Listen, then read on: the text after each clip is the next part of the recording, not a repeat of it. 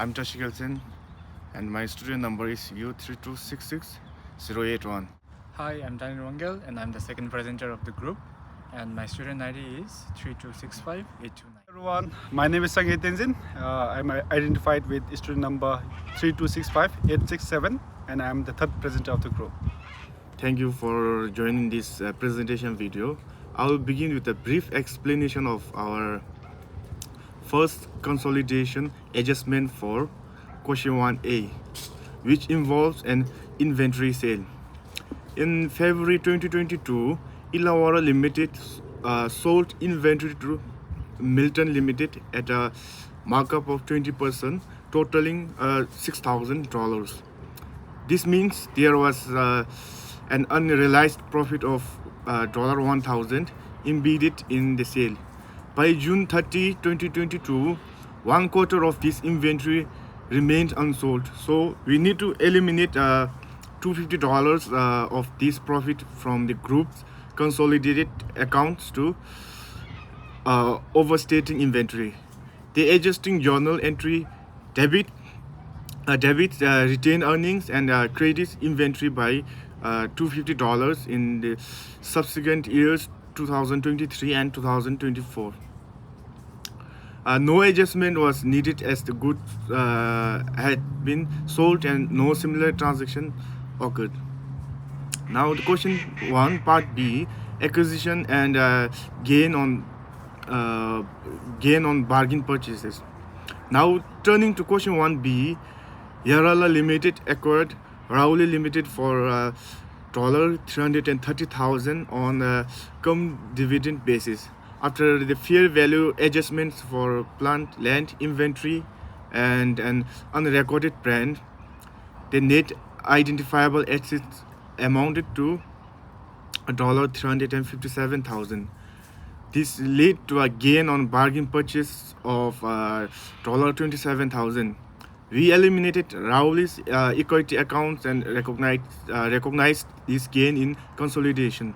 This scenario reflects careful analysis and accounting treatment during business combinations.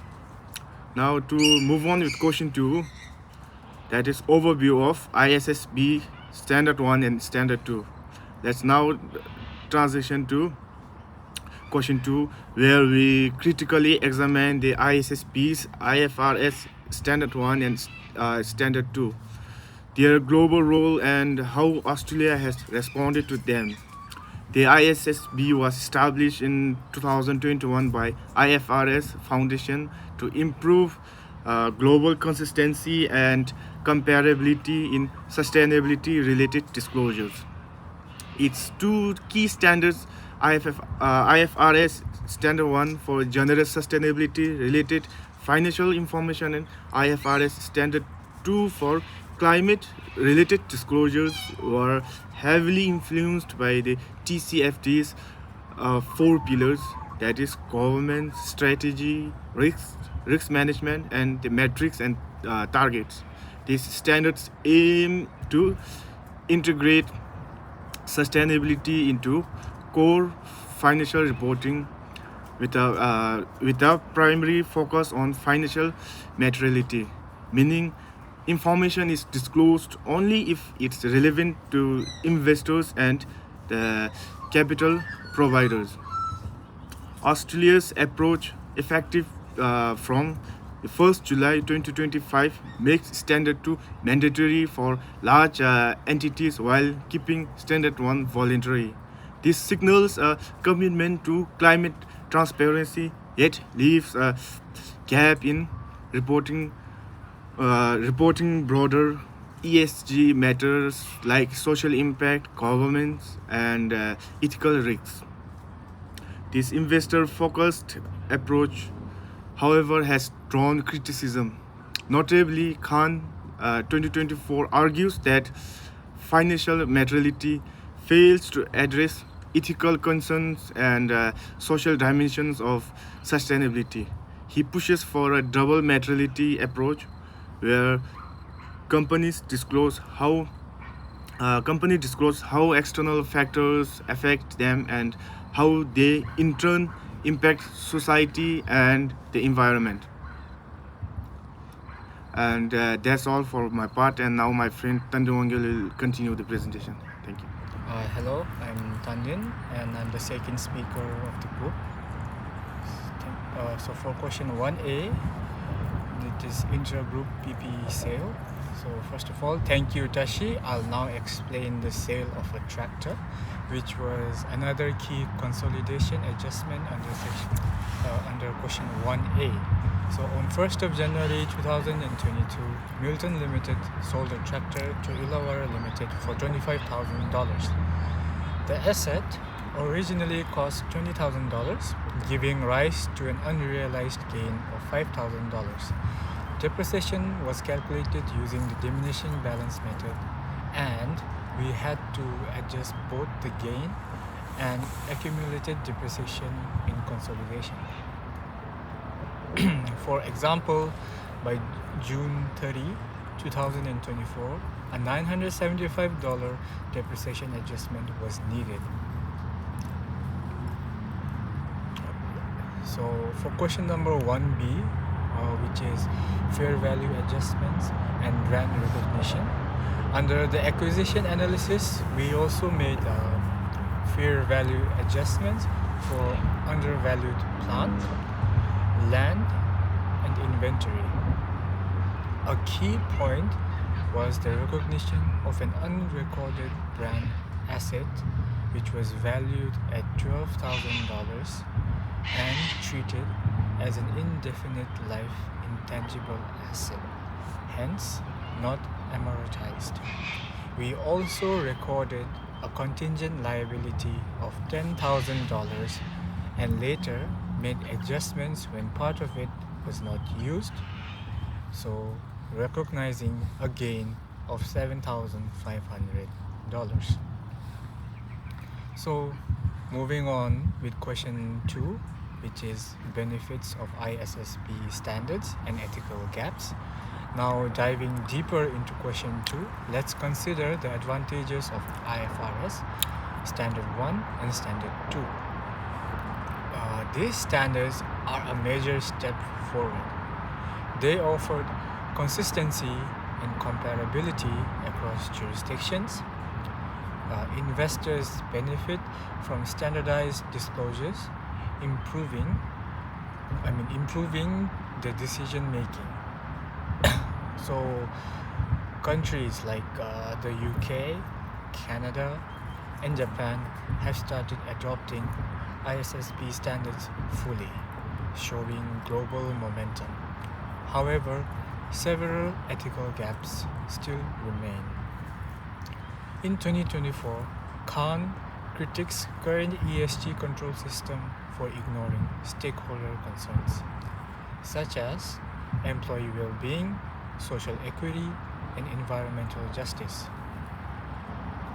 When disclosure is limited to what is financially material, it issues that don't affect the profit but matter greatly to society and are often omitted. Take for instance a mining company whose indigenous community engagement isn't disclosed because it's not material under Standard 1 and Standard 2. Khan argues that this undermines corporate accountability and Australia's climate's first model, while practical, may be short-sighted. It ensures Standard 2's adoption but delays other important disclosures covered by Standard 1, such as biodiversity, modern slavery, and labor rights. Even though companies like BHP voluntarily report such matters, not all do, and voluntary standards lack enforceability and comparability. This creates a reporting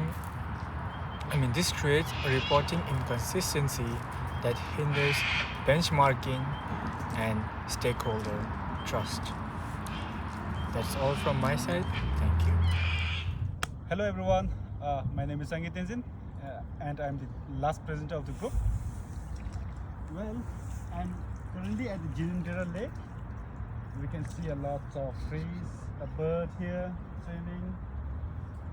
Now just imagine what would happen if there's supposed to be a factory constructed here, and that factory is not relying and not mandating the climate related approach in their accountability. Hello. Now to begin with the actual questions that we received.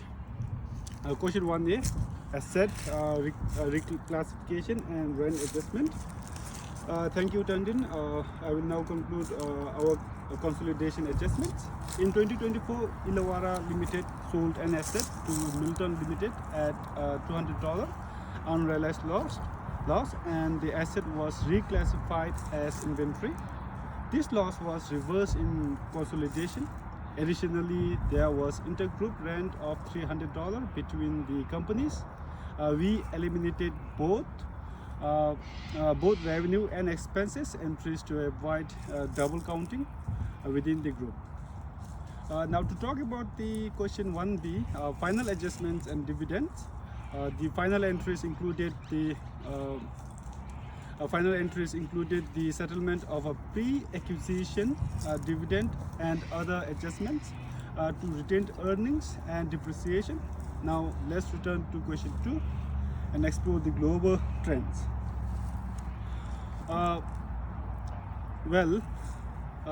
My friends have already talked about that. I will just talk about the recommendations and the conclusions.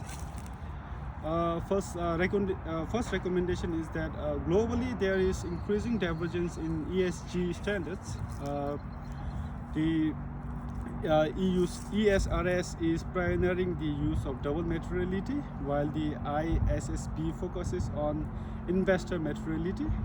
This creates a regulatory gap. If Australia remains focused only on standard 2, it may face international pressure to broaden its sustainability reporting. Investors and trade partners may demand more comprehensive disclosures in line with the standards with EU or GRI frameworks. So what can be done?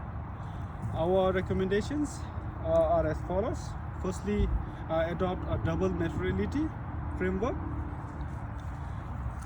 and integrating both how environmental and social factors affect the business and how the business affects them. Secondly, redesign performance systems. As our Professor Khan has stated in his article, 2024 suggests businesses must include ethical KPIs such as diversity, human rights, and environmental restoration. Thirdly, encourage early adoption of Australian accounting standard boards. Standard 1, the government can use incentives to reduce cost of capital or sustainability reporting, recognizing the programs. Fourthly, stakeholder involvement, which is very important in this case, whereas like materiality assessments should involve employees, indigenous communities, NGOs, and not just investors. Finally, the strengthen assurance. The standards, the independent verification can reduce greenwashing and build credibility in sustainability reports. Finally, in concluding remarks, while IFRS Standard 1 and Standard 2 are a huge leap forward, they must evolve. Our professor has stated that others stress that financial materiality alone is insufficient to ensure corporate accountability. Australia's selective adoption is a start, but broader mandatory frameworks are needed to ensure transparency, comparability, and true sustainability. Future systems must empower businesses to report for all stakeholders, not just shareholders. Thank you all for your attention and have a wonderful weekend.